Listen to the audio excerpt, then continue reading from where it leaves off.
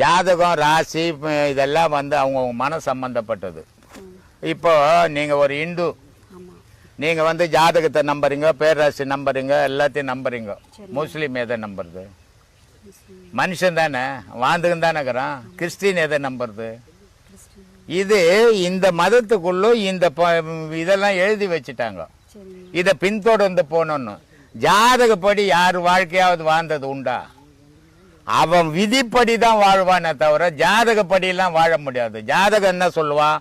இப்போ நீ ஒரு ஜோசியர்கிட்ட போன, அந்த ஜோசியம் பார்க்குற, அந்த ஜோசியர் என்ன சொல்லுவார்? எம்மா உனக்கு 6 மாதம் டைம் சரியில்லைம்மா அப்படின்ட்டுவார். சரி 6 மாதம் டைம் சரியில்லை, அவருக்கு தெரிஞ்சு போச்சு. நீ உனக்கு டைம் சரியில்லைன்னா அவருக்கு தான் தெரியுது, உனக்கு தெரியல.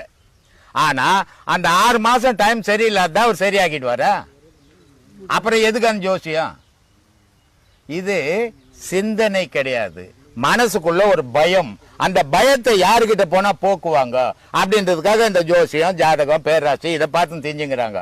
எந்த ஜோசியினாலும் எந்த கொம்பனாலையும் சரி பண்ண முடியாது. கடவுள் ஒருவனால் மட்டும்தான் சரி பண்ண முடியும்.